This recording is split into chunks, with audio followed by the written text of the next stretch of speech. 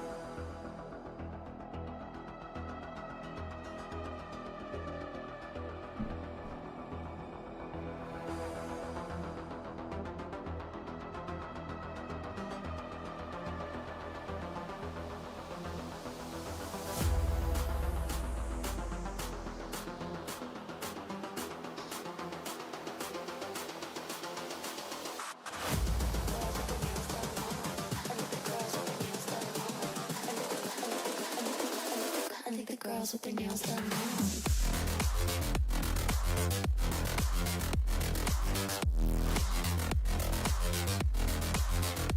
Girls with their nails done. I like the girls with their nails done.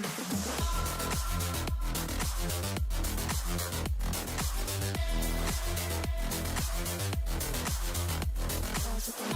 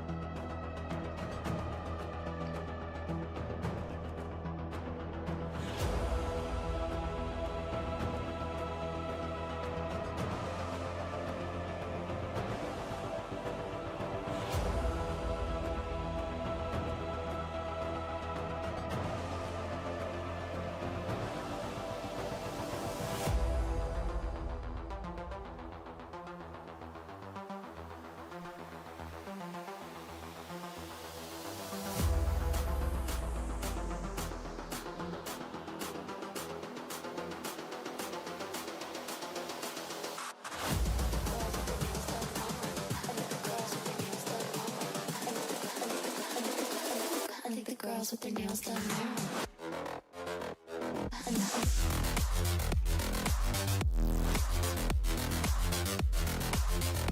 Girls with their nails done. Girls with their nails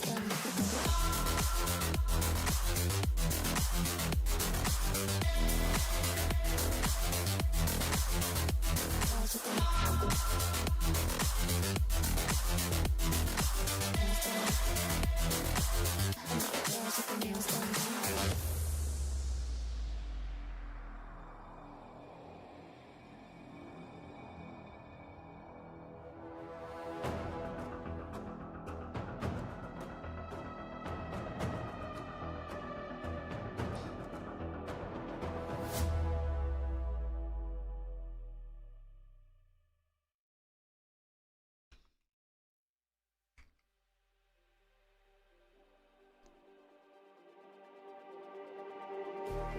Just like the street lights lit this town, like a fire in a blaze, gotta burn it down. Can't be afraid to leave this out. We got this far, don't know how. I see danger in us. They know we'll burn down the night. Coming just like the sunrise. You know that we're gonna let it out. Tonight, we're gonna let it out. Tonight, we're gonna let it out. Just like the sunrise, we're gonna let it out.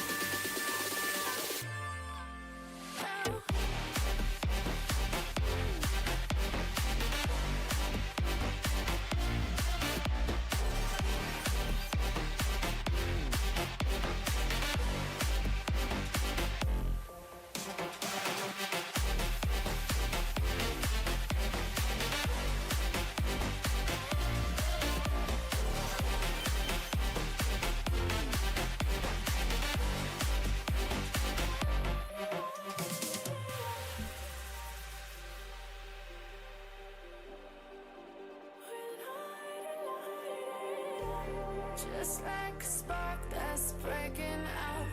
Can't make a stop, can't turn back now. We know that there's no room for doubt. No, we can't turn back now. I see danger in your eyes. They know we'll burn down the night. Coming just like the sunrise. You know that we're gonna let it out. Tonight, we're gonna let it out. Tonight, we're gonna let it out. Just like the sunrise, we're gonna let it out.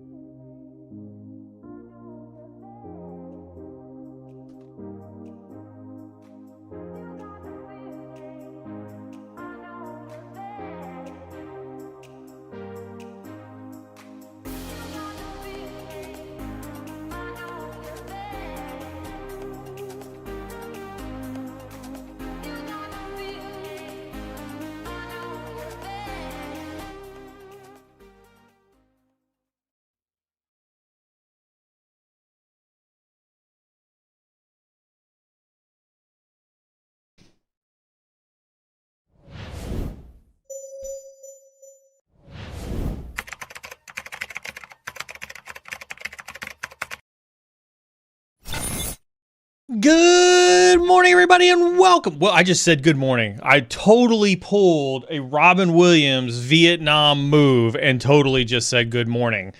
Good morning, good evening, and good afternoon to everybody joining us here today. Oh man, look at that. I got somebody already over in LinkedIn saying, Neil, we need your best NSA story stat. I did tell one last week that I thought was pretty good. We'll get to stories, obviously. Super excited for today. When we talk about situational overload, we got LinkedIn, Twitter, Twitch, YouTube, Instagram, TikTok, all going at once. We are live across the board talking to everybody. Welcome everybody who's tuning in to our Wednesday night. It's supposed to be Old Guy Wednesday, but it is just me. I decided not to invite my fellow old guy here. I decided it would just be me. I got treatment on Friday and I wanted to really stream to everybody tonight ahead of treatment so that we can get some quality time in chat, since I won't be able to do a Friday morning tea with a hacker. So it is just us today. No token old guy, but that's okay. We still have some fun anyway. This is our Wednesday night. We're going to convert this one a little bit. We're going to talk a little bit about news. We're going to tell some stories. Don't worry, Jonathan, over on LinkedIn. We are definitely going to tell some stories. B-Set cracking jokes already. You're old enough for two old guys, so it's good. Hey, at least now I can say that this old guy can kick your tail in some golf. Let's go. Let's bring it. Let's do some, let's bet on some holes, right? $20 a hole. Let's go. Let's get it on. With that being said, listen, I don't even have my script up. I'm totally trying to wing my script here altogether, right? We're going to kind of sit down, chat, talk a little bit. We're going to tell some stories. We're going to talk cyber. Obviously, there's a lot of things that are happening in the news. I wondered why my toothbrush tried to attack me the other day. Clearly, it was because it was part of some evil botnet. I didn't even realize that we were now hacking into toothbrushes to turn toothbrushes against people, but apparently the toothbrush botnet gang is indeed a real thing.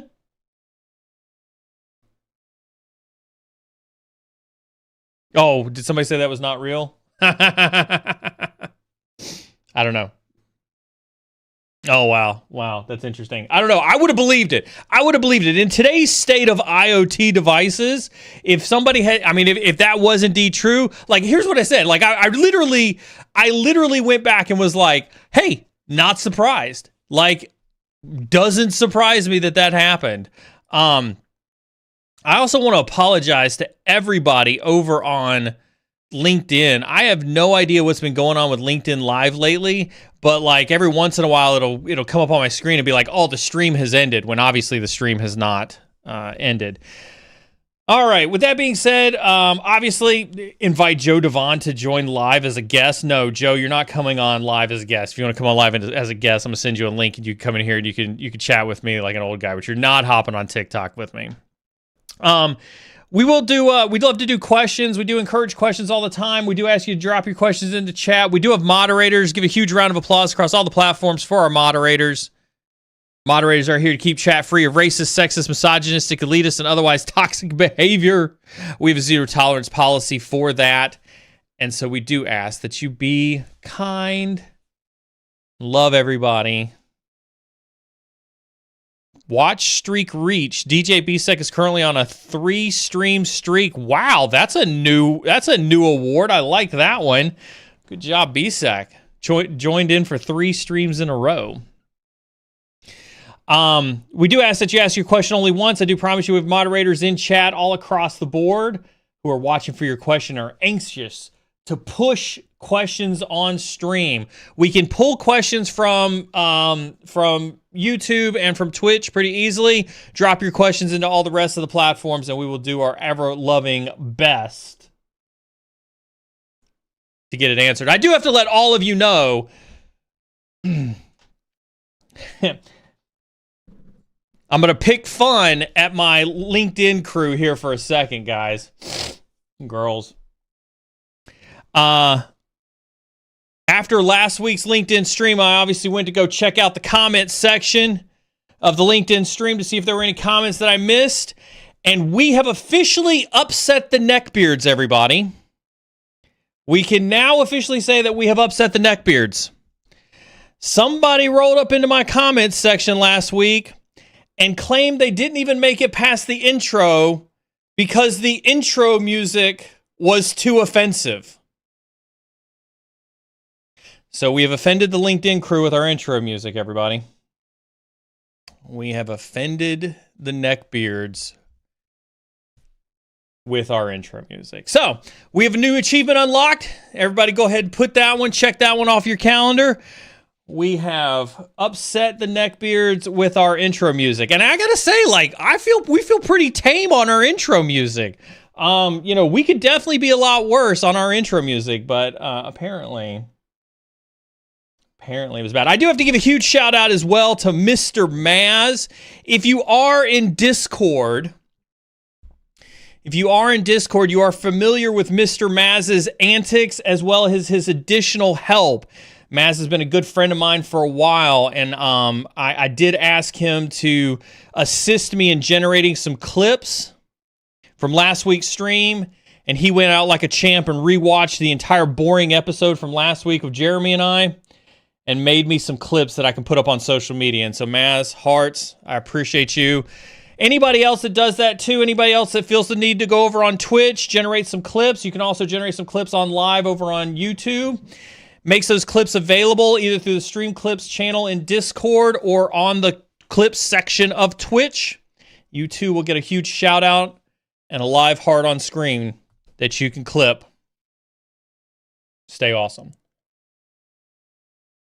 Speaking of Discord, we are going to do a giveaway tonight. But we're going to do it differently. And so it is critically important that if you want to participate in the giveaway that you are in Discord. You do need to be in Discord to participate in the giveaway. So hit that exclamation point Discord. We'll make sure that it gets posted across on all the channels. If not, you can always check my profile page on Instagram and on TikTok to get access to the Discord server. We'll give announcements on the Discord, but because we're streaming across all the different platforms, and because we don't have a bot that goes across all the platforms, that's why we're doing the giveaways now in Discord. Callie, different headphones. Yeah, I'm trying something new. I've got a new set of Sennheisers instead of my inner ear monitors. I can actually hear the ambience, so I don't feel like I have to yell as loud. It may take away from some of the Neil excitement. Because now I can actually hear how loud I am, which is one of the things Carmen used to complain about, was how loud I would get. Oh, I got a question over on Instagram, our first one of the night from Ernestelle. I'm trying to get into cybersecurity with my only Security Plus certification, but it has been so hard to get an interview. I've been working on my hands with Try Hack Me. I don't know if you need to work on your hands. Like, I don't just maybe do some hand exercises so you can work on your hands. My goal is to start as a SOC analyst. Any advice or ideas? Listen, if it needs to be said, today, this day and age, it is sucky to be looking for a job. I highly encourage you. Oh shit, we're on this hype train. Choo choo. Everybody on Twitch, thank you very much for the hype train. We are over there. No, I'm not. Nobody's joining the live over on TikTok. Not interested in anybody joining the live over on TikTok. You can ask your question in chat. It is terrible. It is really, really terrible to be looking for a job in cyber right now. And I encourage you to go watch last week's stream either over on YouTube or on Twitch, where we talk with Jeremy. And that's somebody who's recently been unemployed. And so he's got a vast network. He's got tons of people helping him. And he talks extensively about what it takes to look for a job in this job market. And so, no, it's horrible right now. Now is not the best time for you to be gauging how successful or failure your job efforts are, because it's terrible right now. I can't even begin to tell you that. I have talked to so many different recruiters, so many different hiring managers. I've got some stories that I can talk to about that. And we're talking about everything from, unless your job description is literally perfect, Like hiring managers these days, it is a hiring manager's. There was lots of words that came to mind right now, and I couldn't think of one that wasn't going to upset the neckbeards on LinkedIn. It is very, very favorable to hiring managers right now. And so this is the exact opposite. Like if you guys remember when we started streaming 3-ish or so years ago, man, we were bullish on jobs. We were bullish on jobs. And rightfully so, because like you could spit in the direction and hit 50 cyber jobs that you could apply for and get interviews for, right? Like people were lining them up for cyber jobs, right? And it's literally the exact opposite of that today. And so first and foremost piece of advice, do not get down on yourself. Do not get down on yourself in today's current job market. There is literally nothing you can do about it. I promise you, it's not you, it's them. They have the advantage.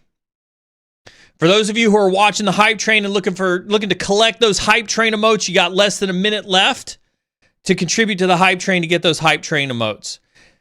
The market is horrible right now. So first and foremost, do not let your imposter syndrome get to you. That is the first thing. If you need help, go to YouTube and watch my imposter syndrome video. If you're in Twitch chat, you can hit that exclamation point. Imposter, I think, still works, and get the link for the imposter syndrome video. But I promise you, it's not you, and don't let it mess with your head, okay? There are people who talk about having 400 applications in. There are people who talk about being in the job market for a year. There are people who talk about like the only way to, that they've been able to get jobs is through networking. And that's what you kind of heard from Jeremy last week. Brian, can you push that one from ICN over on YouTube, who says, can you elaborate on why the market is problematic right now? Absolutely.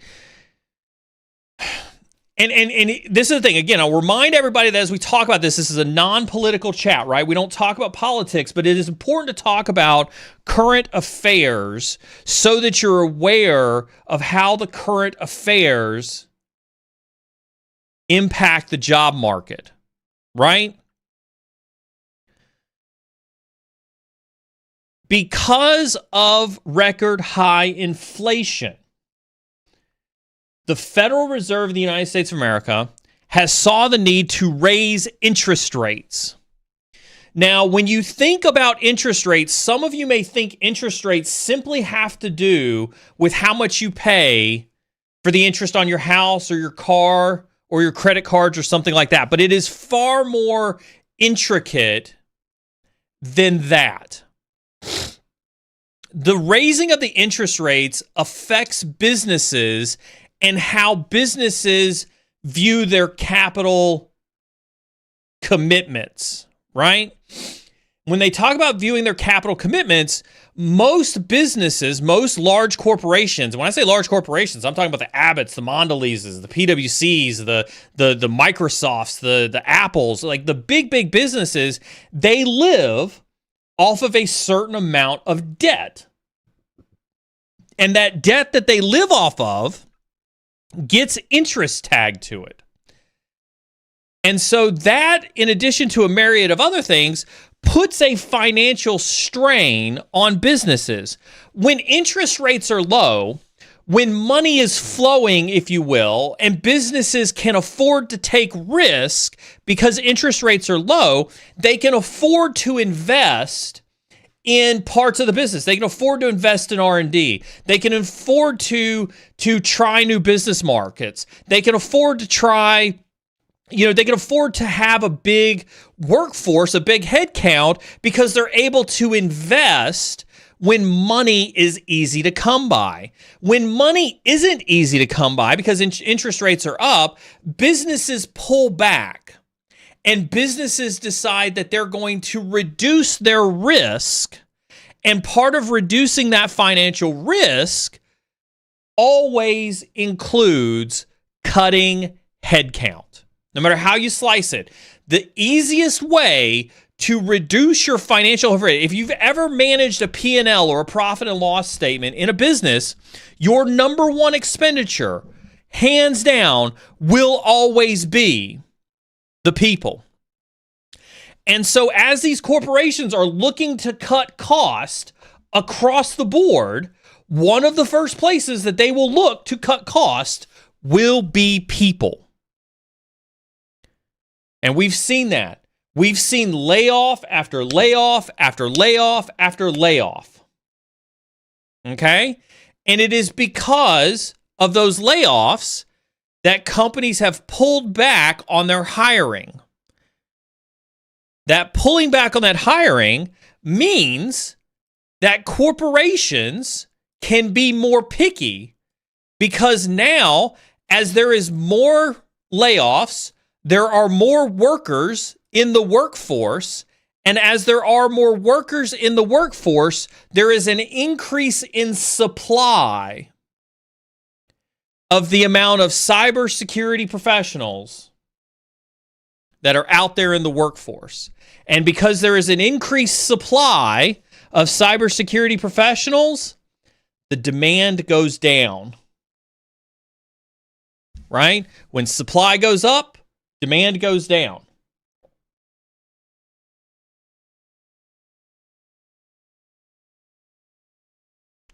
And so that's why we're in the shape that we're in now, is that those companies have to be very, very tight with their spending. And that very, very tight with that spending will always translate into, how do we be more conservative on headcount? Garrett Thurman over on Instagram hit it on the head. Local meetups and networking events are key right now. I found one I'm going to in Charlotte, North Carolina next week at a beer hall. Absolutely.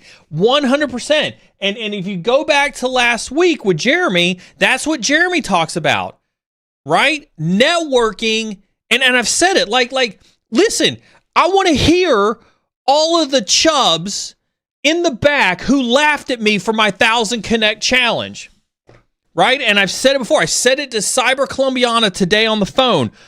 You know, you don't have to be a religious person for you to understand this analogy. But when did Noah build the ark? Before the flood. If you haven't been working on your networking, if you listen to all these people who laughed at me and laughed at my 1,000 Connect challenge because, you know, they were mad I was getting some press, or they were upset that they didn't have the idea of doing it, or, you know, it just didn't match their narrative. The only way you're getting a job today is through networking. I unequivocally feel solid saying that, right? It's not to say that like it can't happen any other way, but I can almost unequivocally tell you most people who are getting jobs today through networking. And most of those networks came because they built their networks when they didn't laugh at the 1,000 Connect challenge, and they went out there and they got after it and they built their network, right? I'm just going to call it how it is. Right? Like, it is what it is.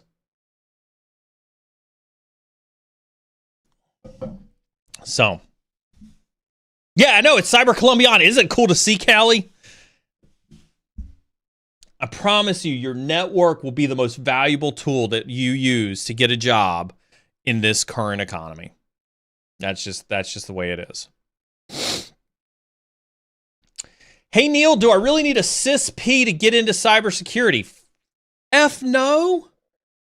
I can answer that one without reading the rest of it. You don't need a CISP to get into cybersecurity. As a matter of fact, you can't get a CISP until you have 5 years of experience in cyber. And anybody who tells you that they'll sign off on you getting a CISP is contributing to the fraud that is rampant in our industry. You do not need a CISP. Tons of jobs are requiring it, and then want master's degrees for entry-level roles with a 50K salary. Outrageous nowadays. Some of those are extreme. Like, I don't disagree, but I would say that what you're finding, right, when you're seeing this type of stuff, you're definitely finding the rare, I don't want to call it a gem, but you're finding kind of like the rare apple where they truly do think that they're going to find somebody with a CISP, a master's degree for an entry-level role at $50,000. I would just walk away from that job opportunity, right? Because you actually cannot get a CISP without 5 years of experience. And then on top of that, somebody with experience in the industry has to put their initials next to it and say, yes, I concur. I concur that you are good at CISP, right? And so if there is legitimately a job, let me say this, I'll be so bold to say this. If there is a job posting where somebody has explicitly asked for a CISP, a master's degree, and a 50K salary as entry level, I'd report it for fraud. I would report it for fraud. That's horseshit. Principal over on TikTok, thank you very much. Neil inspired me to get my EJPT. Congratulations on TikTok, Principal, for getting your EJPT. Listen, I'm not saying the CISP is useless. I'm not saying the CISP is useless by any stretch of the imagination. What I am saying is that if you see a job posting like that, the job posting is bullshit. Like, that's not a state of the economy. That's somebody who's too stupid to be able to write a job description. There, I said it. There, I said it.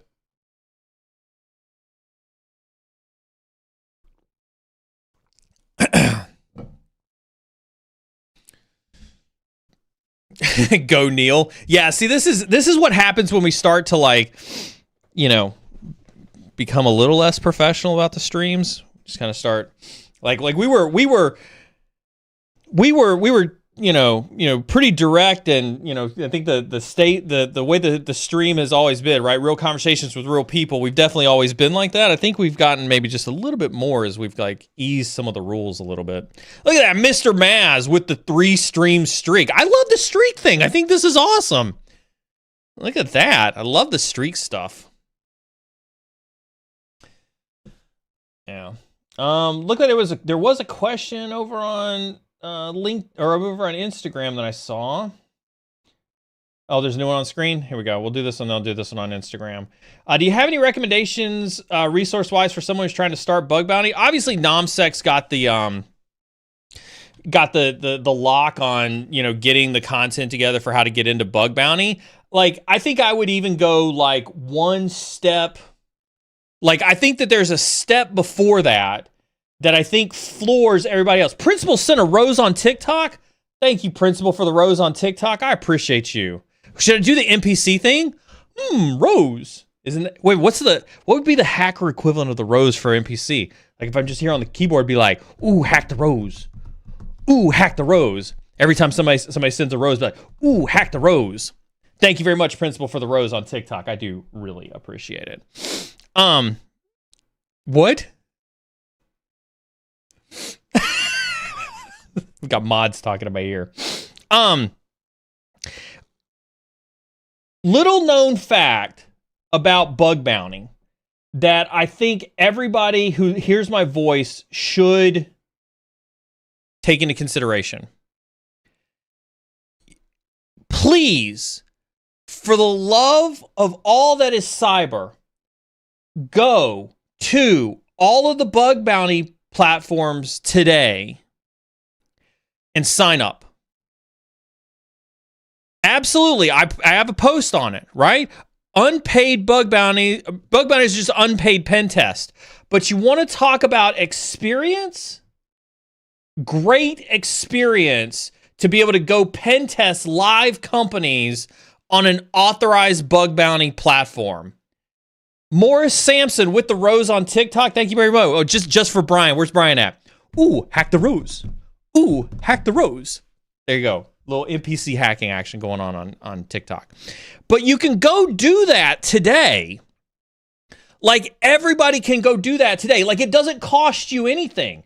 You don't need any experience. You don't need anybody's qualifications. You don't need anything to literally be able to go to any of the bug bounty platforms today and sign up for them and start hacking on any of the open bug bounties that exist. And so, I recommend resources. There's tons of good resources out there, and I absolutely want you to use the resources. I think somebody mentioned Portswigger's got some resources and stuff like that. Please go get those resources. But don't let that stop you from going to those bug bounty platforms today and signing up and at least familiarizing yourself with the entire process. I think that's what some of you may lose by waiting, right, for resources if you don't actually go there and see what it's like on HackerOne's profile or platform, right? What does it look like to see all the companies that offer bounties? What are the rules of the bug bounty, right? Which is effectively the scope of the pen test, right? Go look at that stuff so you can familiarize yourself with that. And that's something you can do today if you haven't already done so.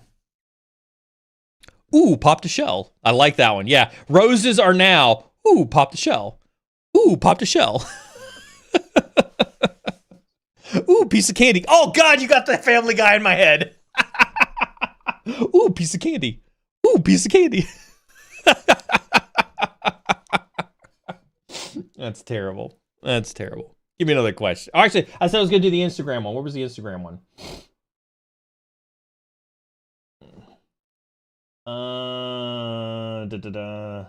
I've done all the Portswigger Academy labs and some of the Try Hack Me CTFs. How can I get my first real bug? Persistence. And I don't mean persistent access to the network. I mean, you just got to keep at it. You just got to keep at it. Like, that's the big thing. Like, there is no secret sauce to finding your first bug. It is pure persistence. Pure persistence. That's all. Do you have any certification vouchers? If I did, they'd be done in a giveaway, which is why I encourage you to stick around for the whole stream and make sure that you're paying attention and participating so that you can. Somebody got a donut? Somebody sent a donut. Ooh, piece of donut. Ooh, piece of donut. You guys are having too much fun over on TikTok. We are live on LinkedIn, X. This is Twitch. That's YouTube. That's Instagram. That's TikTok. We're live on across all the platforms, talking all the cyber stuff for everybody to see. We are going to do a giveaway today. All giveaways are being done on Discord. So you do need to make sure you are on Discord. We can drop the link in chat for where we have the bot. Where we don't have the bot, I'll make sure the mods drop a link to Discord in all of the other appropriate places. The giveaway tonight is special. It's special. It's from the heart. It's from the heart. Wow, that's tiny. Wolf Force Recon over on Twitch says, "Hey Neil, I'm roughly 16 months out from separating from the Air Force, and I plan on engaging in the Skillbridge program. I want to start my career in cybersecurity and start out as a SOC analyst. Do you have any advice on how to make the most of my time during the internship so I may be ready to start my future career?" Wolf Force Recon, thank you. Thank you very much, from my heart to yours, for your service and sacrifice to this country. I almost said company. This country. We love all of our veterans every day. Absolutely. So thank you very much. I appreciate you.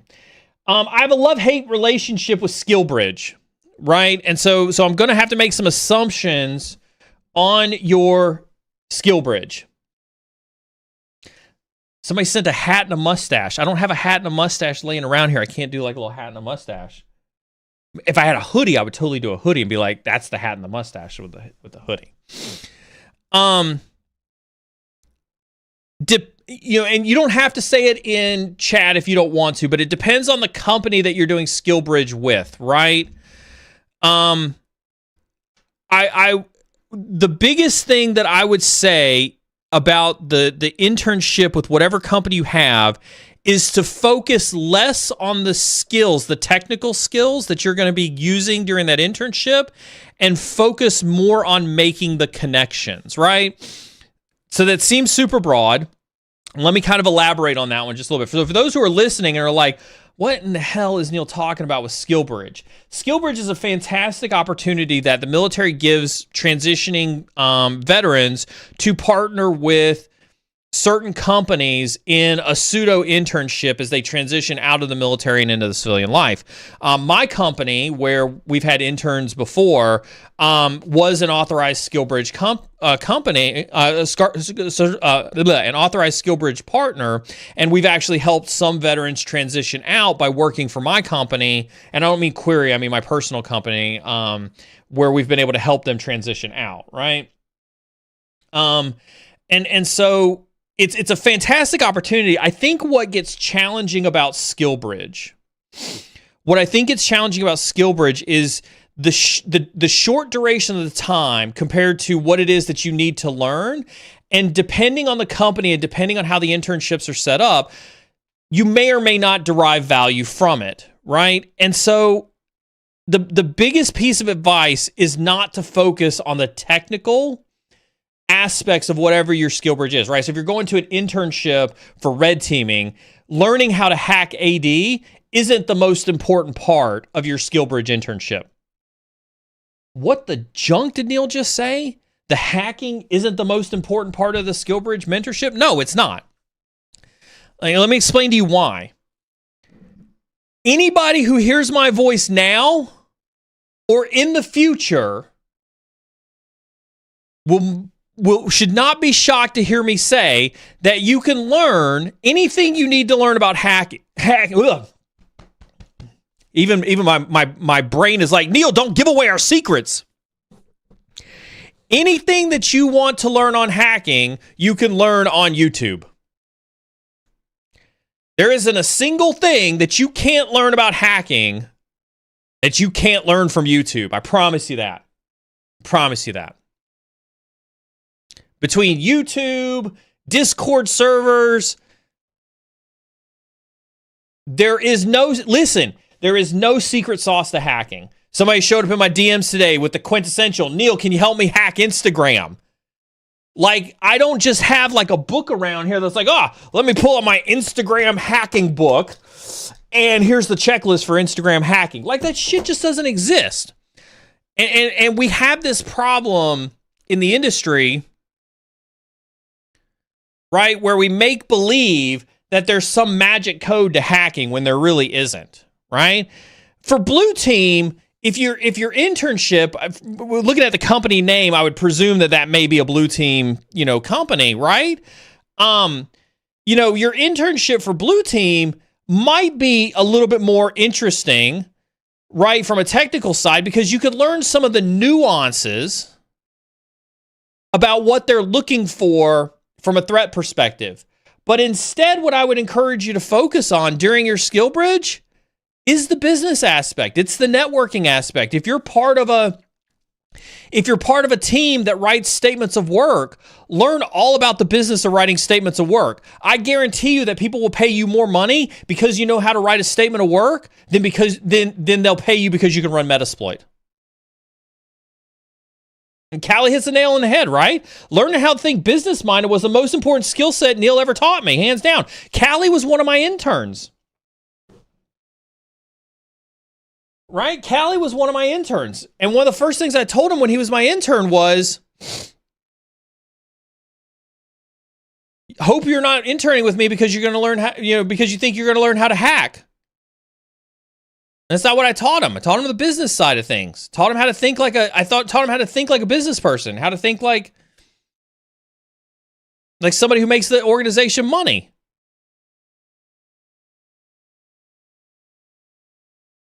Sitting in meetings. You're going to sit in more meetings and write more reports than you're going to spend hacking Active Directory.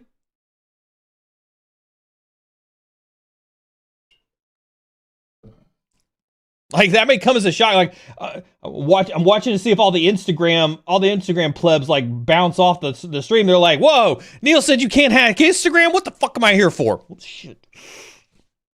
Doors open. I bet Carmen didn't hear that. Damn. I want you to succeed in your Skillbridge. I do, 100%. I think the key to you succeeding in Skillbridge, unequivocally, is paying attention to the business side, understanding that. If you're exposed to clients, making sure that you're talking to clients and you're building that network. Those are the ways that you succeed in Skillbridge. Everybody over on, I love TikTok now. Everybody's trying to throw me off on TikTok. Neil is the Rush Limbaugh of cybersecurity. I love it. I don't know Rush Limbaugh. I know he's the butt of a whole lot of jokes, so hopefully that's a comment. I have had people tell me I'm the Joe Rogan. Joe Fulton, as a matter of fact, has introduced me as the Joe Rogan of cybersecurity. Joe Clyde over on TikTok says, you are one of the few people telling the truth. Thank you. Appreciate you. Hearts. I do what I can, right? It's probably the fact that I'm telling the truth that I'm not more popular. Everybody's like, this dude's not selling me snake oil. I got to get up out of here. I got to go waste my money on somebody else selling a $15 course, telling me I can be all I can be. Ooh, Papa Shell. I've gotten a heart, a hat, some corn, and an ice cream cone just now. I love it. There is a good one. Actually, Cyber Columbian, and then I see you, B Manillo, over on TikTok. I'll answer that one here in a second. I want to do Cyber Columbiana's on screen. We've got a Twitch. Cyber Columbiana over on Twitch says, Neil, what's the latest on U.S. work visa sponsorships? Any recommendations as to what type of companies, businesses are more likely to sponsor a cyber pro? Obviously, with a lot of the stuff that's going on, it's hard to tell how companies are responding to sponsorships and sponsorship visas. Obviously, it costs money to sponsor someone, right? And I think that has to be where the conversation starts, right? That has to be where the conversation starts is the company willing to invest money to sponsor someone? And I would definitely say that if we go back to our supply and demand curve that we talk about, with the increase of supply of domestic talent, somebody's got to be a real pro. Somebody's got to be a real superstar for a company to want to sponsor a visa for somebody coming into the States, right? And that's just reality. That's just reality. It's not to say it can't happen. Here's what I would tell my overseas people who are listening. Learn to love consulting. If you're trying to get a job in cyber and you're overseas, if you're outside the United States, your biggest win will come from PwC, EY, Deloitte & Touche, KPMG, Accenture, Wipro, right? If you look, I named all of the big consulting companies, the big SOCs, the big MSPs, right?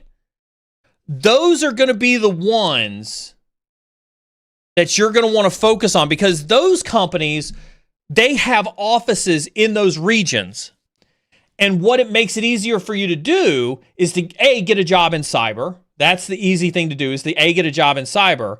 But then once you've gotten the job in cyber, it makes it super easy to transfer to another division inside of that Big Four consulting company, which may lead you ultimately to something in the States, right? And so I definitely think if you're OCONUS, if you're outside the United States, focus on those big consulting companies. I see the one from Cybertooth, from Residual. Just to answer that one as we follow on the consulting path, and then I'll get over to TikTok. Is there minimum years of experience required for consulting? Absolutely not. Ask Amoeba. We got him into EY with 0 years of experience. As a matter of fact, he came directly from being a bank teller to working in the threat hunting team at consulting or at EY. So it is absolutely possible. All right, so over on TikTok, there was a great comment from James Smith that says, "You mean you won't teach us Bloodhound to check for AD vulnerabilities?" Absolutely not. If you can't go watch a YouTube video or read the documentation, might need to start a new spot in this career field. Yeah, he was Premier Banker. Good call. B. Manalo over on TikTok says, before learning about more cybersecurity, what do I need to learn some basics first? I think BSEC answered some of that. BSEC said, it all depends on what you want to do as to where you start. That's a fair statement from BSEC over on TikTok. What I would say is, like, when we talk about the basics, right? The basics are hard to define. So let's be real for a second. I'm going to make a presumption that you know how to turn a computer on. Check. You're here on the stream, so you at least know how to watch content on the internet. Check. We're doing good so far. We're doing good so far. All joking aside, right? I'd like to assume that you know how to power on a computer. That's why you're here. Hopefully, you're watching us on a computer. And you can get a VM working, a virtual machine working, where you can explore other operating systems of the virtual machine. And then you can interact with that virtual machine at a fundamental layer, right? I'm definitely assuming, right, that you can get to that level. When I see somebody ask me for basics, I assume that they have fundamental IT knowledge. That is my assumption. I will assume that you are here because you have some fundamental understanding of information technology. I do not assume that you can program Python. Let's make that clear. Python programming is not a requirement for IT or cybersecurity. No programming is. I don't care what the rest of the internet says, because that is the biggest crock of crap that exists out there, is that you have to know programming to be in cybersecurity. Right? So when you say the basics, right? When you say the basics, I'm going to assume you know all that. And what I would say is if you know all of that, then the basics that I would tell you to go out there and find is the business side of cybersecurity, right? Understand what the impact of threats are. Understand the SEC's guidelines for reporting a material cybersecurity incident. Does anybody here understand the definition of materiality when it comes to companies? Some of you are like, well, why the heck do I care about that? Well, because if you're a SOC analyst and you're working an incident, don't you think it would be beneficial for you to understand if the incident you're working on has a material impact to the company that you're working for?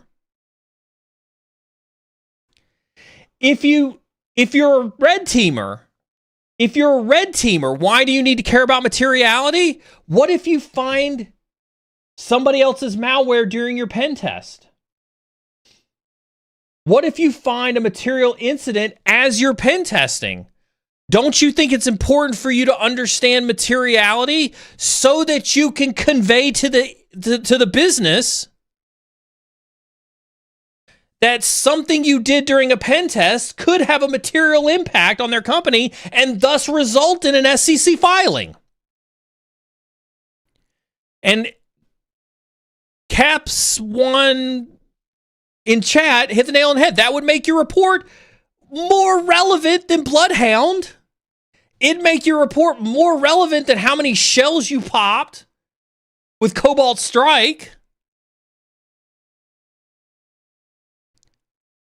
That's the stuff that makes you more valuable in cybersecurity.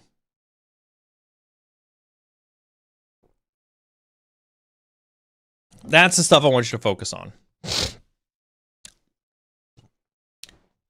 Even if you're doing bug bounties, some of you are like, oh, I watch NomSec get awards for making $100,000 a year doing bug bounties. I bet he doesn't have to write a report. How do you think he gets paid a bounty? He gets paid a bounty by writing a report.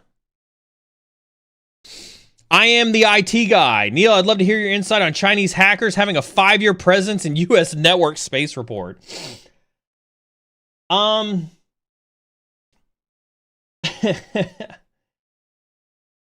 I'm cynical on this answer. I'm cynical on this answer for a lot of reasons, right? I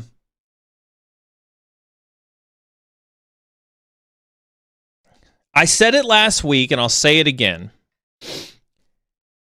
When I left the military in 2013,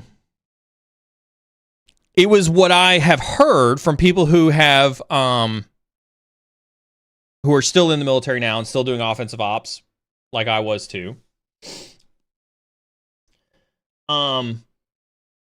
Apparently I was in it during the heyday. Apparently it's not nearly as much fun as it used to be. I don't know if that's true or not. Anybody who's a 1 Bravo 4 who's working, I've heard the 315th is disbanded, which is sad. We had so much fun at 315th. So I've heard that the units have changed and the mission is so totally different now.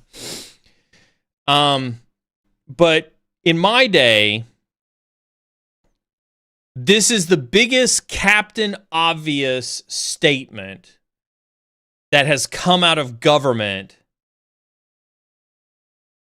in the longest time. The China, Russia,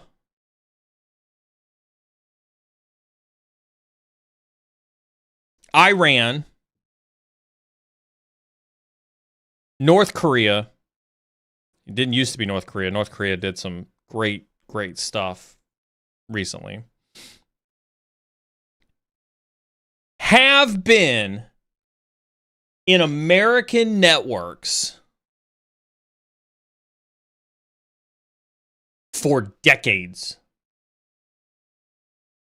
They've never, ever since there was a computer attached to the internet, the Chinese have been in our networks.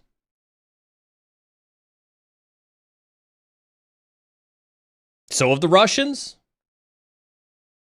the Iranians to some extent. Once the North Koreans learned how to mature past Metasploit, somebody on LinkedIn asked for an NSA story. I can remember the days where we would watch the North Koreans hack stuff, and I kid you not, they were using out-of-the-box interpreter shells to try to hack stuff. And we watched from a distance, and we were like, I don't know whether to laugh at them or to feel sad that the companies or countries or organizations that they're hacking into are vulnerable enough that interpreter works for them. It was scary. It was scary. But I don't like this question, not because of the question, but because this isn't the right question. Let's take a step back for a second. Let's talk about military doctrine and military policy. Oh God, Neil, do we really have to talk about military doctrine and military policy? Yes, because I think it's important for you to understand military doctrine and military policy so you can understand my answer to this question, right? There has been no U.S. definition of a cyber act of war. And the reason for that is, let's think about that for a second, right? If we, as the United States, were to come up and say a cyber act of war is let's keep it super simple. If somebody in government were to say a cyber act of war is any foreign adversary in our critical infrastructure, let's just keep it super high level. Do you think the U.S. is in somebody else's critical infrastructure? Let's ask that question. How many of you in chat, drop it in chat. Do you think we're in somebody else's critical infrastructure? Come on, cross all the chats, yes or no. Do you think we're in critical infrastructure? If we're in critical infrastructure and we make a rule that says, hey, look, if you're in our critical infrastructure, that's an act of war, and we're going to respond in kind to you being our infrastructure. Or don't you think China's going to stand up and be like, yo, If you're going to declare an act of war because we're in your infrastructure, guess what? We're declaring an act of war on you because you're in our infrastructure. The reason we don't have a definition of cyber warfare is because of mutually assured destruction. We can't define it because we would be hypocritically guilty of the exact same thing. And we would have countries coming after us for being in their infrastructure. Adversary or not, read between the lines on that one. Right? And so because of that, it is a giant. It is the largest cat and mouse game that exists out there. The largest cat and mouse game that exists out there. When I talk about the cat and the mouse game, I want to talk about how delicate this cat and mouse game is. I can remember getting woken up in the middle of the night because McAfee found an implant that we had in an allied country's server, and they were giving us a heads up that they had found our implant and were about to release a signature, and we need to get our implant off before that signature went live and everybody knew that we had hacked an allied server and implanted it. Like, that's how delicate that cat and mouse game is, right? We see, like I would say 60% during my time. And again, I'm talking during my time. I saw some people say that it's different now, right? But during my time, we'd see 60% of China's activity out there in the internet. But we didn't see it because we were like monitoring for it. We saw it because we had already hacked into those servers too. Right? And so like we watch the Chinese watch us. So does Iran, so does Russia, so does Pakistan, so does India, so does Indonesia. Right? All that stuff. And so like I would say we've known for decades that the Chinese are in everything. We have a problem because we don't know what everything is. And as soon as we make a move on China or Russia or anybody else, they have just make no mistake, our cyber team is phenomenal. CISA, fantastic. NSA, love my boys. They're fantastic. They're awesome, right? The blue team for the NSA or for the US Air Force SOC, fantastic dude, super smart, right? Shout out to all of them. Nobody is going to know how bad off we are until the first cyber missile is thrown. And then there's going to be a whole lot of holy shit moments as we find out China was in something over here that we knew nothing about. We didn't even know existed. But it existed and had some connection to this thing over here that now the Chinese have access to. And we didn't know about it until that first missile went off. Right? So I say all that to say the scary part of the China conversation is not what you're hearing now. The scary part, and when I say China, let's make something expressly clear. It's China, it's Russia, it's India, it's Pakistan, it's Indonesia, it's the Philippines, it's Iran, it's, Saudi Arabia, it's UAE, right? Every country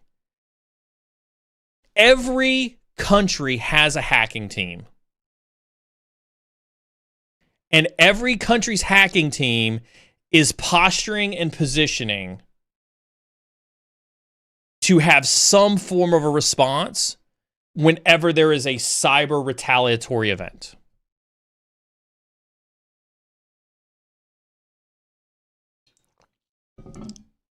Happy to talk more about that. Don't mean to be, an Armageddon person, but again, from truth to fact, right? This isn't new news. What are your insights on Chinese hackers having a 5-year presence in the U.S. network space report? They've been in every network for a lot longer than 5 years.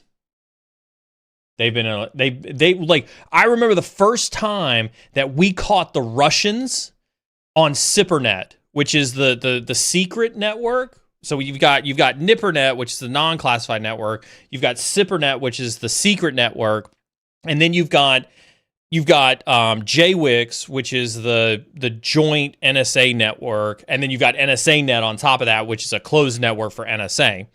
And so the reason I bring all this up, right, if we were to keep this super simple, NipperNet is like any other corporate network, right? There's really nothing guarding NipperNet other than what you would typically find in a corporate environment, right? So firewalls, routers, whatever the case is.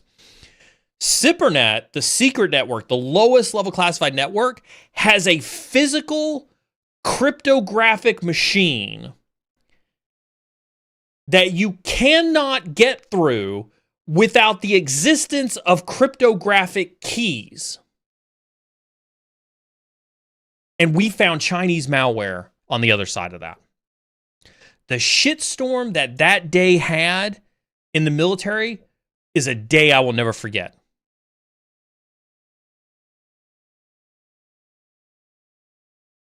So 5 years? No, that's just what you're hearing on the news.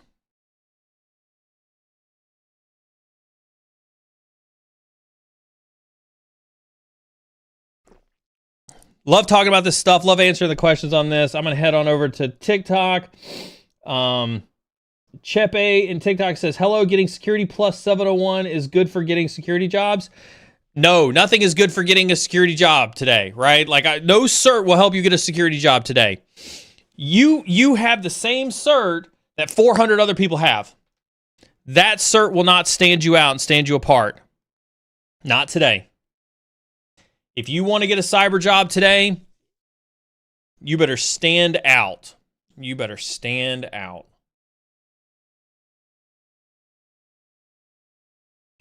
Oh. CISP or bust. That's terrible. 700,000 people for Sec Plus. Yeah, exactly. Go buy yourself a doctorate. Yeah. Carolee says, if I want to target GRC roles, would SOC projects benefit me on my resume? Not a lot of GRC projects out there. Yeah, I generally say SOC projects are a good go-to, if you will, when it comes to projects that you're looking for. What I would do is I would do a SOC project and I'd put a GRC spin on it, right? So what do I mean by that?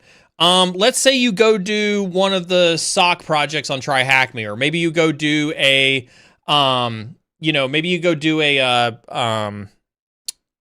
like a boss of the SOC or something like that from cyberdefenders.org, right? Something like that. What I would say is when you do it and you learn the SOC stuff, turn around and write a report on it.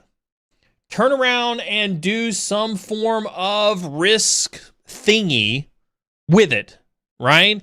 That would be the thing that I would encourage you to do if you're going to do like a GRC spin to a SOC project. I think that's the best way to do it.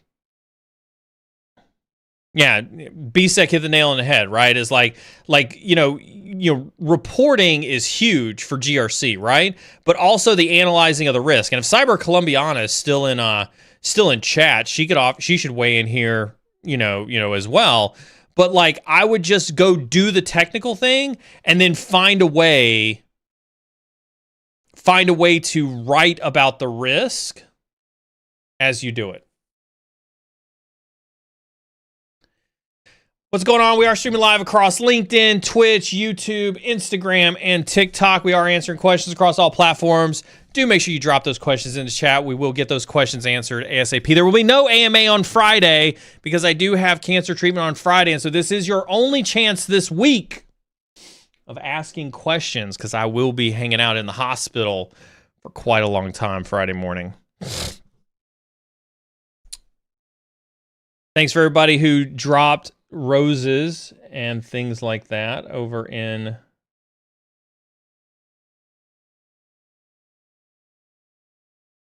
I'm trying to figure out why, interesting, why my Instagram Live just took a dump. That's super weird.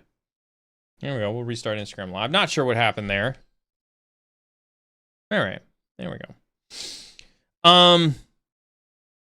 No, that was Instagram. I'm still doing the NPC act on TikTok. Nice try, though. Look at it. See, look. Pop in a box. Pop in a box. So there was 2 roses. Oh, there was 10 roses. Look at that. I got to, pop in a box. Pop in a box. Pop in a box.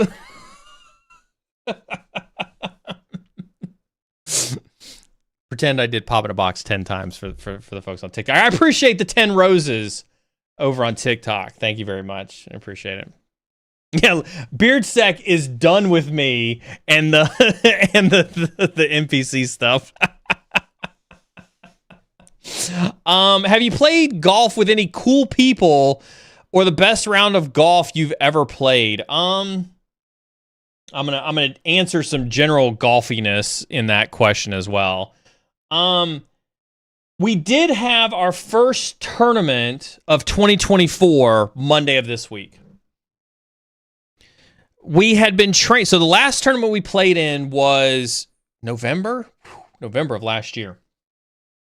And I do have my very traditional golf analogy on, how golf and cyber are more alike than you realize. I'll get to that one here in a little bit.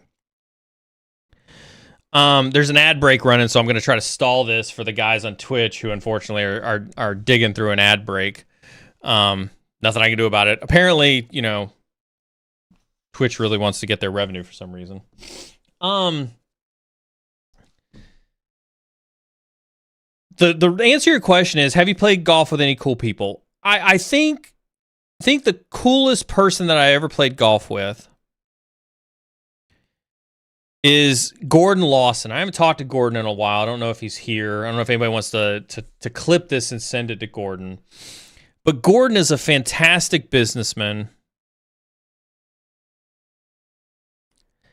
And 4+ hours on the golf course with him has been some of the best business discussion around cyber that I've had in a really long time. And so I'd say, like, cool people-wise, I think that's probably the best, the most coolest person I've played golf with was Gordon Lawson. I miss playing golf with Gordon. The best round of golf I ever played was definitely in Florida. I enjoy Florida golf so much. There's something about the golf courses in Florida. The views are phenomenal. Like, I don't think I've been to a golf course in Florida that didn't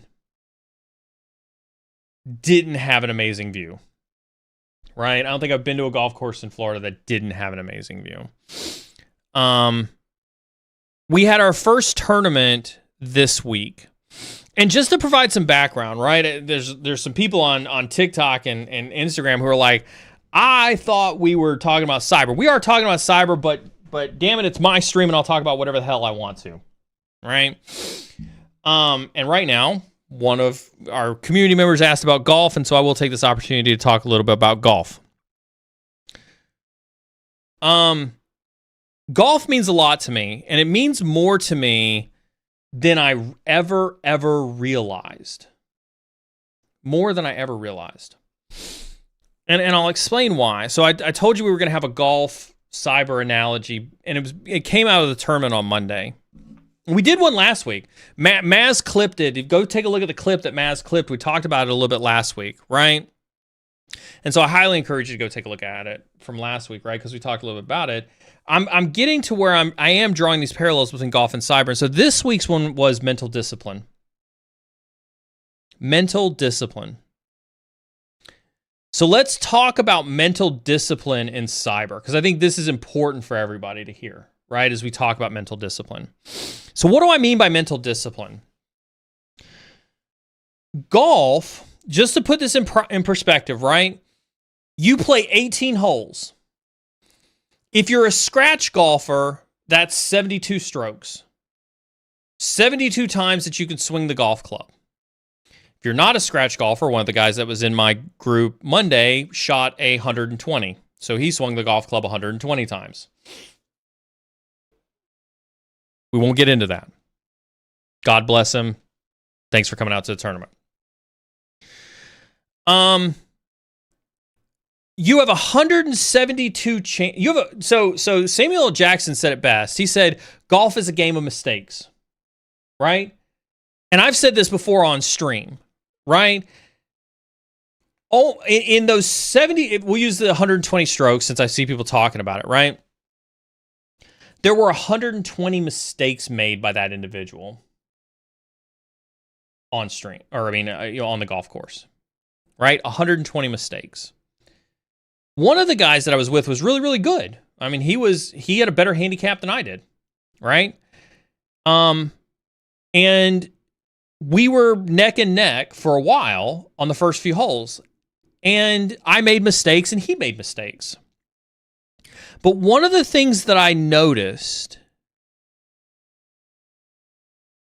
as we were both making mistakes was that he was getting very, very emotional about his mistakes.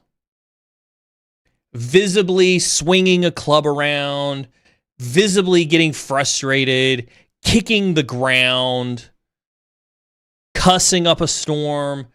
And it was happening shot after shot after shot after shot.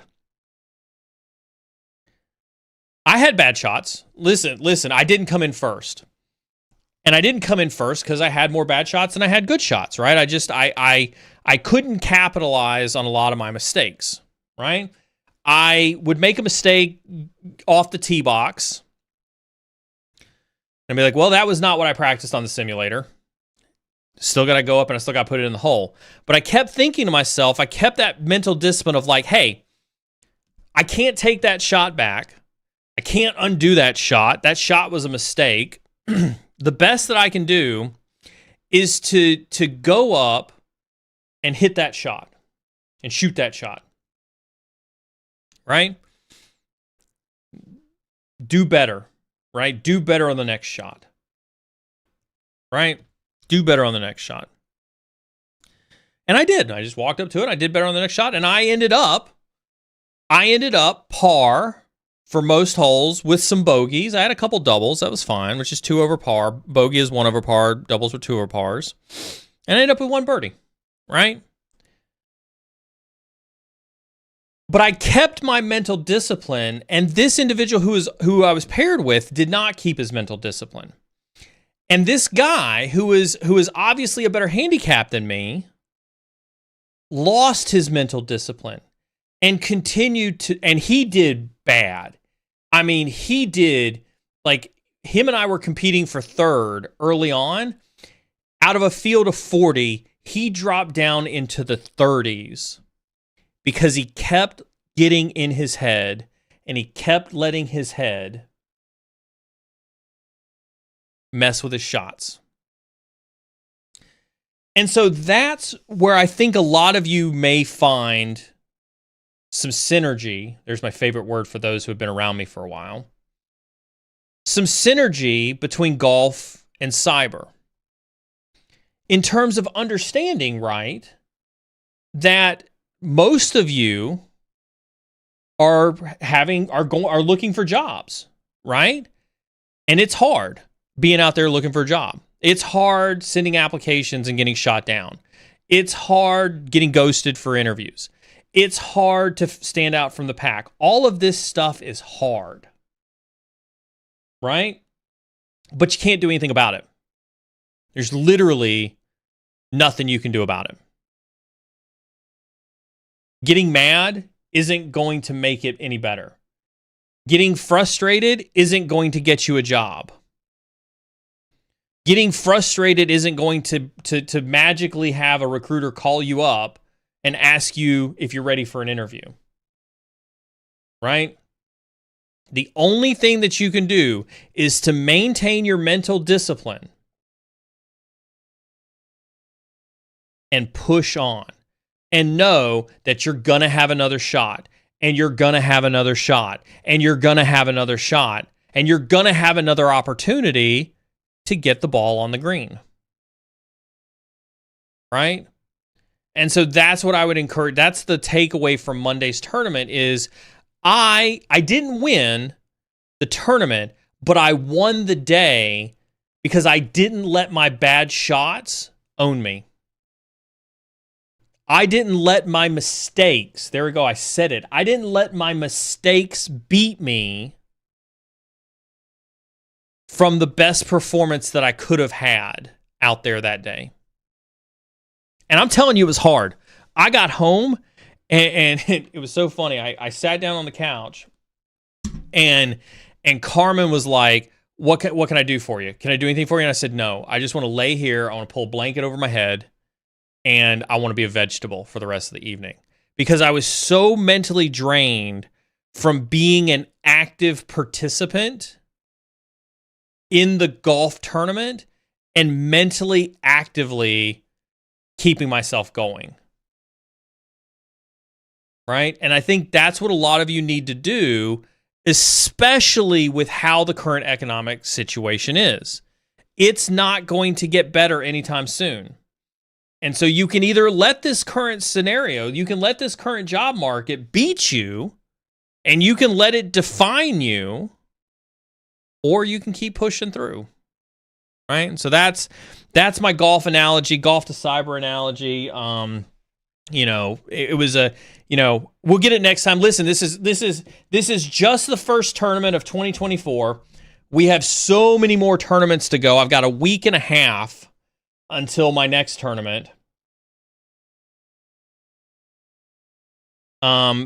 I think that this is a fantastic segue to kind of talk a little bit about the giveaway. This is a reminder that if you want to participate in the giveaway, you do need to be in Discord. We are doing the giveaway in Discord. This giveaway will also, and I'll ask the mods to cross-post the Discord across all the channels.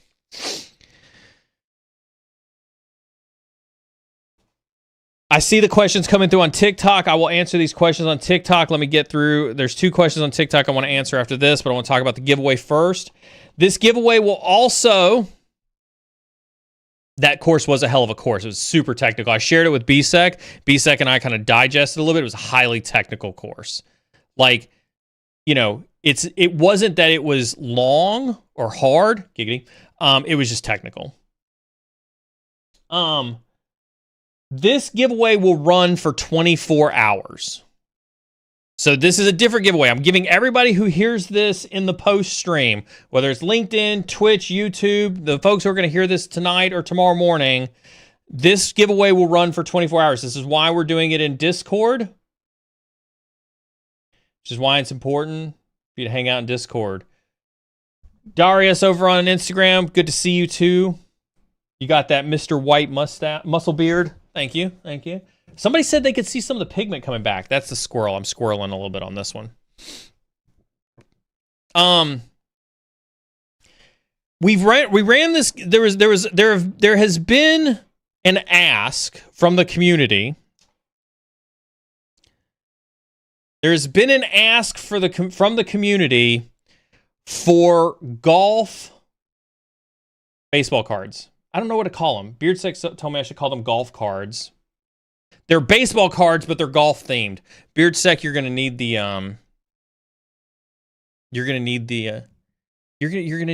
link. Do you have the link? Do you have the link handy, or do you need the link? Did you update Stream Elements with the link? Jesus Christ, what are you doing over here? The link to the portfolio. Did you grab the link to the portfolio? What? Aren't you? Jesus Christ. Stand by. Technical difficulties. Golf collectible cards. GCCs. Love it. While I tap dance around why...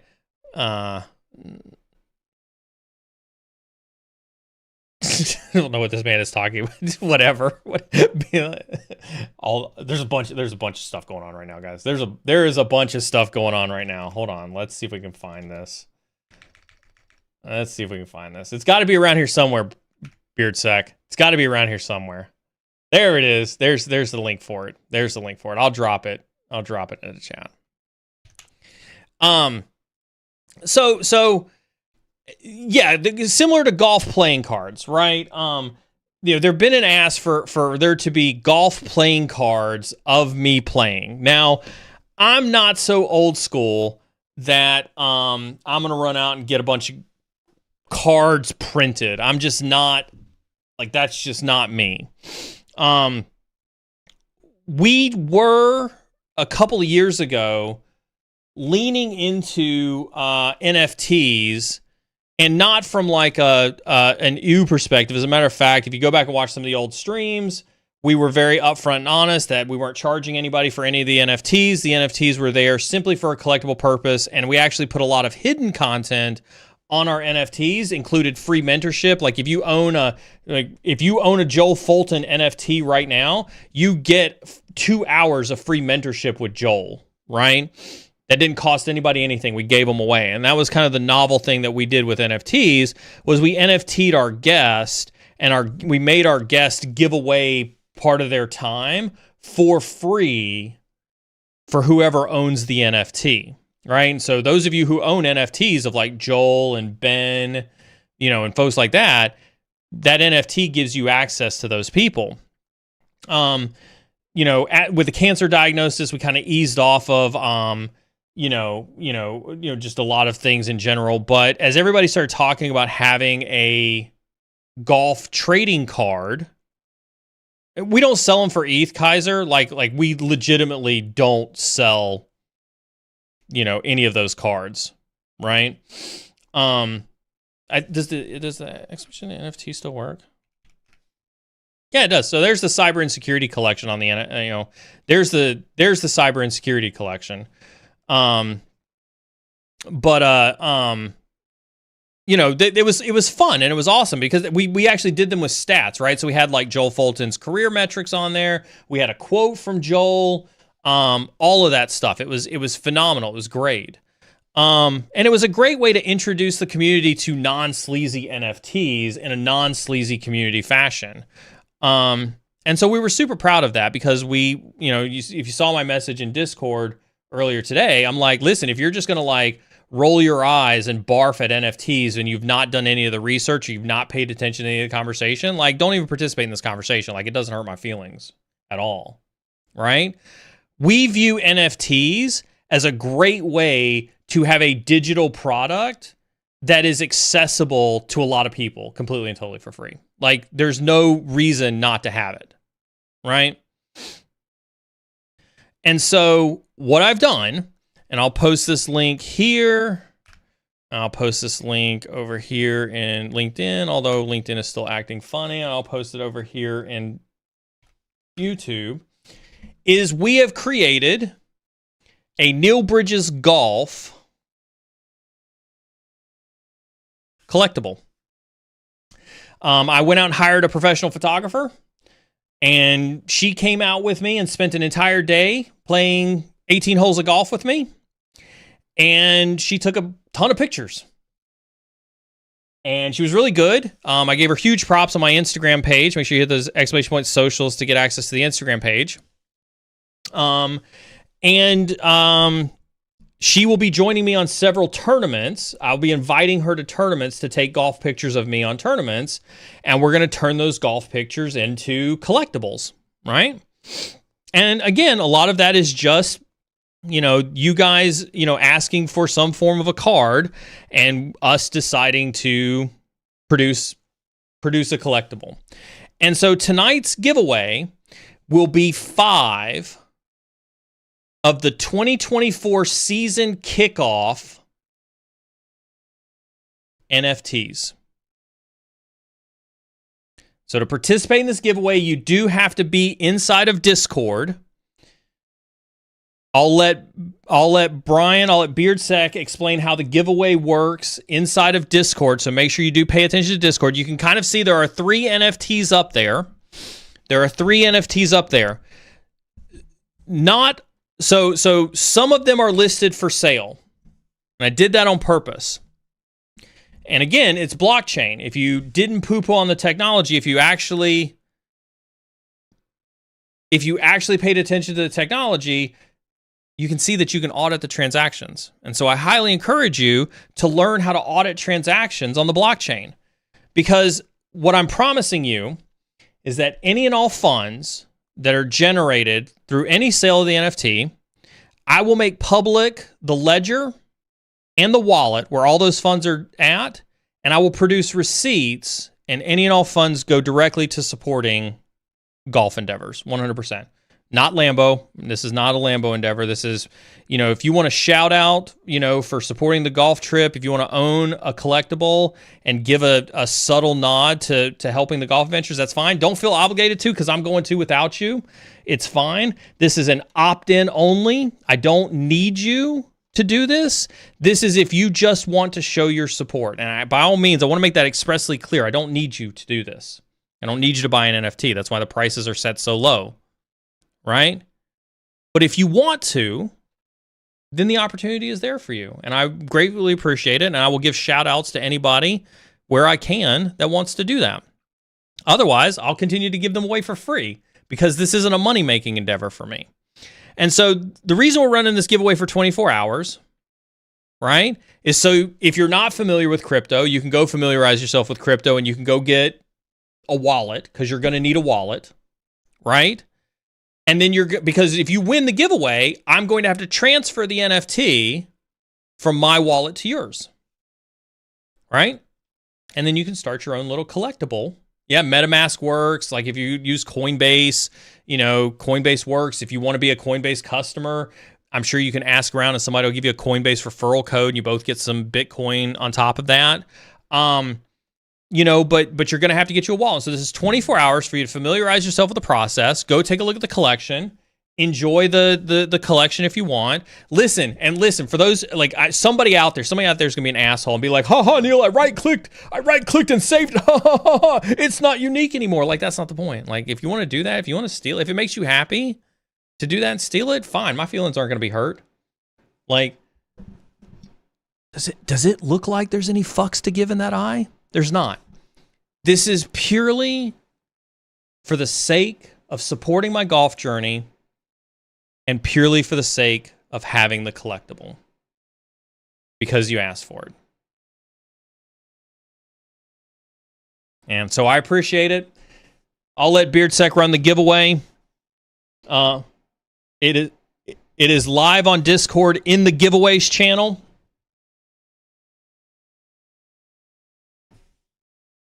Go participate in the giveaway there. And I do truly appreciate in advance any and all support.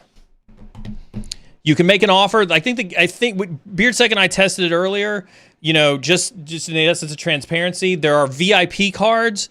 The VIP cards have a fixed price because those are going to be used for special unlockable content. The other cards are, I've put $2 figures on there as a suggestion, just in case you didn't know, but also you can make an offer. And so you can pay whatever you want. You can fucking pay $1 for it if you wanted to. It doesn't really matter. They're set up so that you can make whatever offer you want, right? And so don't get intimidated by it. It's set up to be pay what you want with the exception of the VIP cards. Those truly are. And all the mods got VIP cards because of their relentless support for the stream. All the mods got VIP cards. You can actually see that on the ledger. You can see where I transferred all the mods' VIP cards. The gas fees, I minted it on Matic, and in my transferring, it was only like 1 cent gas fees on Matic. And so I tried to keep it as cheap as humanly possible.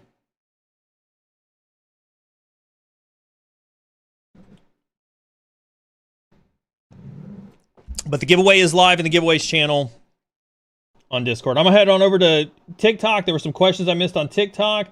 How do you feel about Flipper Zeros? I feel like Flipper Zero is the training wheel SDR. Meaning if you're too lazy to learn how to use a real SDR, go get you a Flipper Zero. But there's nothing special about a Flipper Zero that you can't do with an SDR. It's the training wheels version of an SDR. And so absolutely go get one.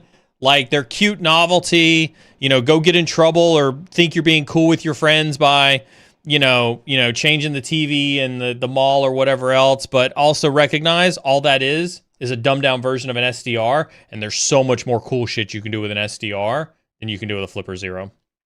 There is so much cool stuff you can do with an SDR.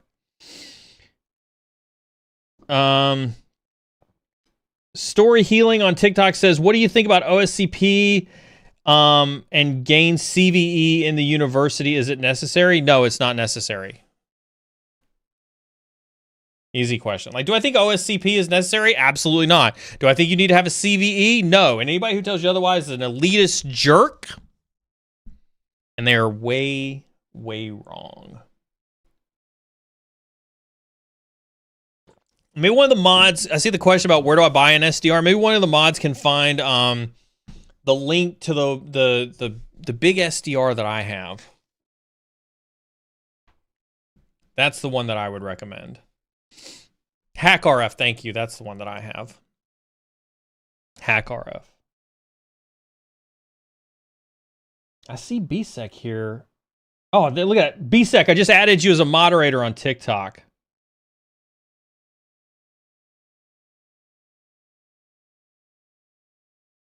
Go have fun with your new power. Question, how do you learn the business side when you don't have any experience? Where do you get that information from? I'm about to let you guys know the biggest secret on the internet for information. Tune it. Come closer. Come closer. YouTube. Shh. YouTube. Hands down. Like, listen, I don't mean to be cynical, right? I don't mean to be cynical, but it's the truth. Without a doubt, hands down, if your first stop for learning isn't YouTube, somebody gave you the wrong map. Somebody gave you the wrong map. Well, I mean, technically, YouTube is owned by Google, so I did technically say Google, right? But without a doubt, you should always go to YouTube first. Hey, should I learn Meterpreter? Yeah, go to YouTube and learn it, right? Should I learn Cobalt Strike? Yeah, go to YouTube and learn it. Should I learn about business? Yeah, go to YouTube and learn it, right? Should I learn how the SEC works? Yeah, go to YouTube and learn it. Right? Like, literally, anything you want to know can be found on YouTube. Some things you didn't want to know can be found on YouTube. YouTube's pretty out there, right? And it's free, right? What's rule number one? Rule number one is do the free stuff first. Remember, I'm not here to tell you, right, that this course is best or that course is best or this person's the best content creator or yada, yada, yada, yada, because that's not how the world works. Anybody who tells you that that's how this cybersecurity world works is trying to take your money. They're trying to tell you how to spend your money. Free information is the best information. I have hours, hundreds of hours of free job advice on this YouTube channel. We have a Python course written by a professor, a university professor, on this channel. Why would you ever go pay for a Python course if you didn't spend time with Doc Jade on his free Python course on this channel first? If you want to give away, if you want to take money and put it on fire, instead convert it to crypto and drop it in my Ethereum wallet. Like if you want me to tell you what to do with your money, go put it in my Ethereum wallet and then go watch the free stuff on YouTube. Like that's as useful as most of this paid shit is you might as well just do that. Especially in this job market. Somebody said it best when we talked about it, right? And like I'm sorry if this is hurting some of y'all's feelings, right? There are 700,000 people who have Security Plus. Do you really think that you passing Security Plus is going to magically make you stand out? Like, think about it. You're not going to stand out with your little Security Plus. You're not going to stand out with your EJPT. You're not going to stand out with your PMPT. You're not going to stand out with your OSCP. If you're expecting a CERT to help you stand out in a jobs recession, like some of you got to wake up. Some of you got to wake up.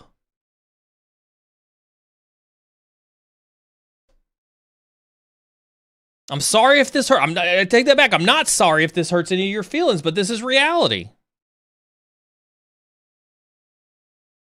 That cert that you are hinging your entire career on isn't going to make you stand out. Everything you can learn, you should be learning for free.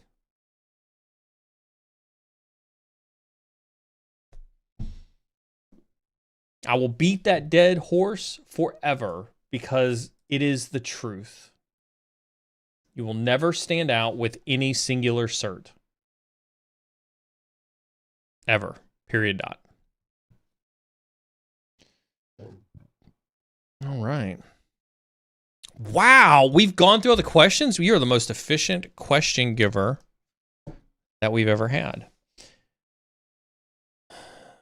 Look at it. There's a question right there. Are you ignoring questions? Is Beard Sec ignoring questions?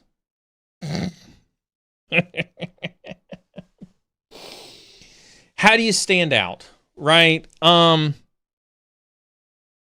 is a great follow-up.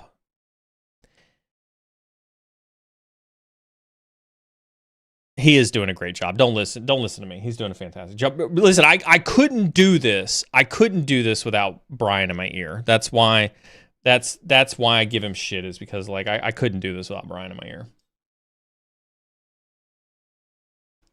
He knows it. That's why he tolerates it. Him, BSEC, Sec IT guy, Frazier. I think that's everybody. Those guys are awesome. I couldn't do it without them.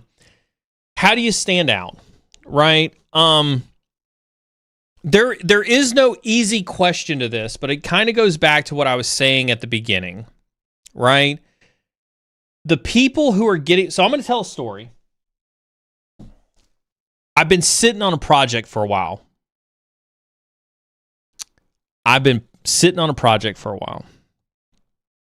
You guys are about to get some cyber secrets here.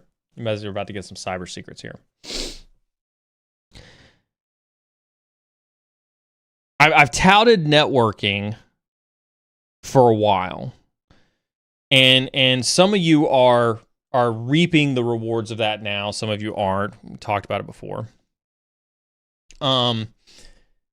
You stand out by having something that A, puts you in demand, and B, nobody else has. Well, shit, Neil. That sounds easy, but like, what do I do?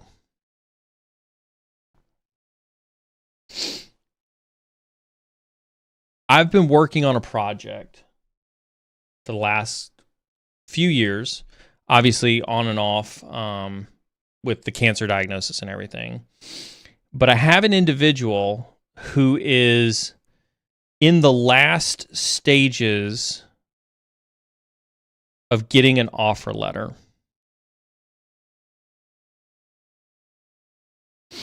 There's some of you who are maybe perking up and be like, oh, I know this secret. I know this secret. Some of you do know this secret. I've shared this secret with some of you.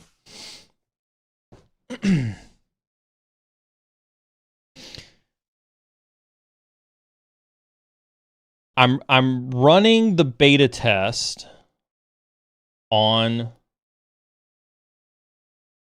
a secret project. I've hinted at it a few times on stream. But what has happened, and I'll tell you how this has gone down, is a CISO reached out to me and said, hey, Neil, I need help hiring.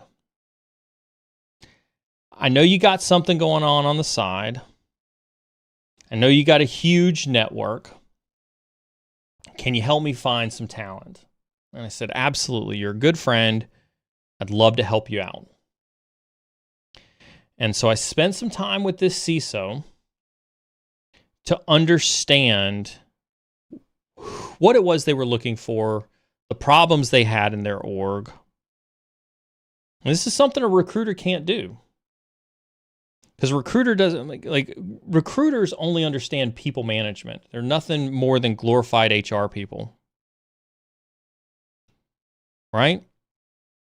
They don't understand what a CISO is going through. They don't understand how a security organization works. They don't understand where they have issues, in their business. They don't understand any of that. Recruiters don't understand that. I do. And so me and this CISO sat down and we worked it out. And I said, you know what? Let me get back to you. And I went to a handful of people that I knew who were helping me beta test something. And I evaluated a bunch of people. And I said, I think I got the person for you. And I went to that CISO and I presented a profile. And that CISO was like, wow, you nailed it. That's definitely the person that I'm looking for. Fast forward, that person is 2 months into an interview process and an offer letter is imminent. I was on the phone with them today, helping them navigate the negotiation for their counteroffer, which is most likely going to get accepted. So I say all that to say, that's how jobs are getting filled these days. They're not getting filled through 400 applications on LinkedIn. They're not getting filled by you spamming out 50,000 easy applies on LinkedIn or Indeed. Jobs are getting filled through talking to people, through connections, and through networking. It is how everybody is doing it. And so if you want to stand out, then you have to create something that is truly unique about yourself that helps get you in front of the right people. Getting you in front of the right people is how is your fastest way to getting a job. Period. Dot. Hands down. Going to B-sides. I see that in chat. Going to networking events. Going to, when I was in Chicago, right? They had, it wasn't B-sides. It was BurbSec. It was BurbSec North, BurbSec West, BurbSec South, right? Where they went out to dinner every Thursday night. It's going to those events. Anytime ISACA meets in your local area, it's going to ISACA events. If you are not out there making friends, making yourself known, you are hampering your ability to get a job. If you are simply sending out resumes, if you are simply sending out resumes and hoping to get noticed, you and your Sec Plus isn't going to stand out from the 700 other thousand people that are applying for that job. Go check out my 1,000 Connect challenge. I explicitly tell you, and I've always tried to explicitly tell you guys. I've told you this from day one. I can't implore this enough for you. There are ways to be successful in networking, even if you're an introvert. I promise you, it's not painful. Right? I know it's frustrating to try to get it. I know, Beardsec. I knew you were going to do that. It is. It's but people. It totally is but people. Right? Like, listen, I'm with you. Like, we're all introverts. Like, I'm going to turn off this camera and I'm going to go in this golf simulator room and I'm going to hit 500 shots, right? With music on, right? Like, tomorrow's Thursday. There's a social night at the car club. I should really be going and rubbing elbows with a bunch of my friends that drive Ferraris and Lambos. But you know what? I probably won't, because I'll sit there and be like, I could go rub elbows or I can sit inside the house. Which would I rather do? I'd rather sit inside the house. Right? You have to actively be a participant if you want to get hired.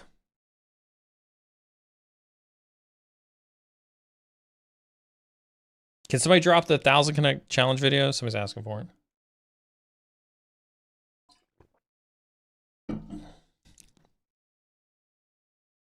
Decline. Yeah, come hang out in sub chat. You make tons of friends in sub chat. Make tons of friends in sub chat. Oh, you got any more, Beard? Is that it? Thank you, Cyber Phoenix, for the gifted sub. I appreciate you.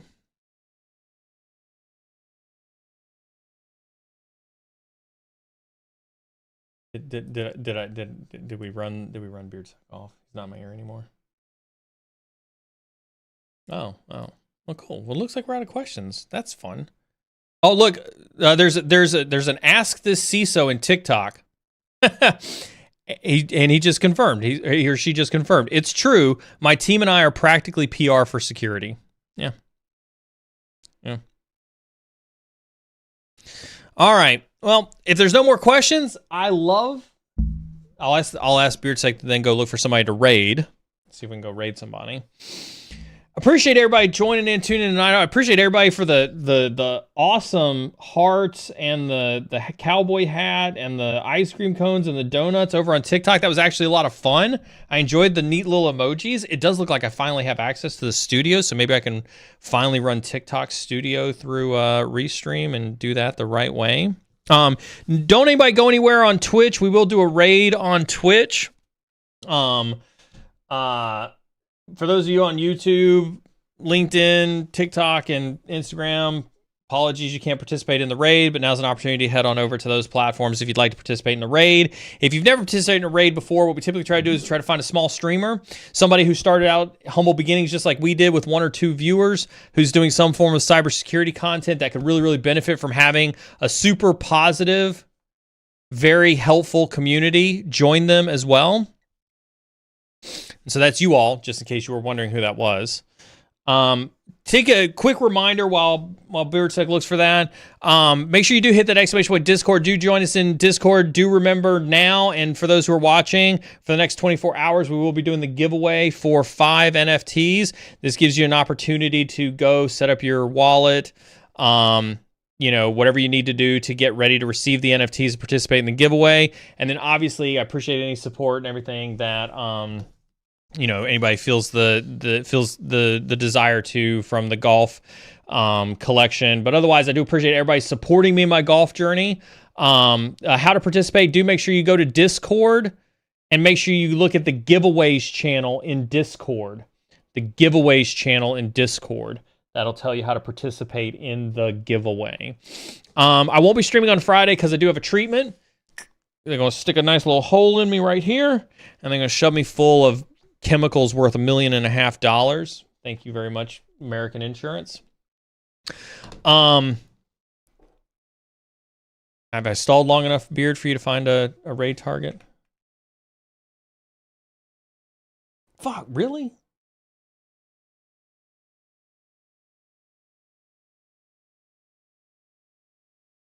All right, so Security Weekly is the only person streaming over in Science and Technology. We have, I'm going to say this out loud just in case they see it, right? They are terrible at acknowledging the community. And I absolutely refuse to pass you off on anybody who doesn't acknowledge how awesome you are. Right? Right? We're not going to send you to somebody who doesn't acknowledge that you're awesome. Is Tiberius streaming? Is he? Cap says Tiberius is streaming. Is he streaming in Science and Technology? If Tiberius is streaming, yeah, we'll go raid Tiberius.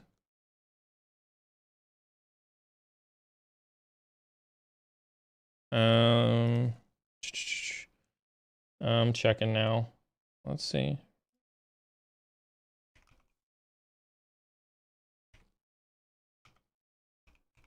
Yeah, he's streaming. Is he streaming? What is that? Is he streaming gaming or is he streaming cybersecurity stuff?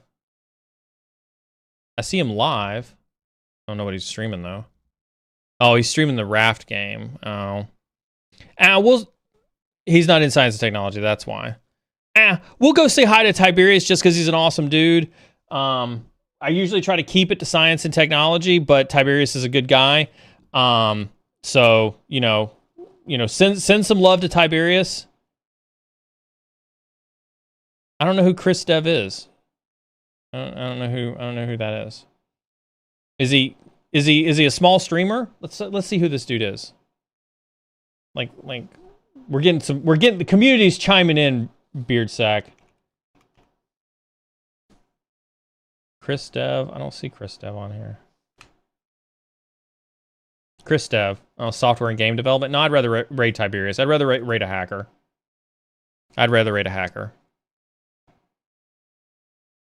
Yeah, let's raid Tiberius. He's a good dude. He puts out good content. He's pretty smart. We enjoy his stuff, so let's go raid Tiberius. And again, you don't have to stick around for his gaming content. Just stick around, let him know that he is loved by the cyber and security community. Let him know that you're here. Make sure you bring that positivity, no toxicity as we go raid Tiberius. And we will have a stream next Wednesday. I'll have a special guest next Wednesday. I'm not going to tell you about it just yet, but do make sure you tune in next Wednesday. Make sure you get those notifications on. Whether you're having a good day or a bad day, whether you have red team or blue team aspirations, remember to keep learning, and we will see you next time. If you're participating in the raid, you should get the raid pop-up icon. I'm going to go ahead and end the stream over for our friends on TikTok. We'll see you later, TikTok. Appreciate everybody joining in on that. And live, we're going to see everybody. Let's see you later, Instagram. Have a good one. And now. All right, we're starting the raid now. Everybody go have a good one. We'll see you next time.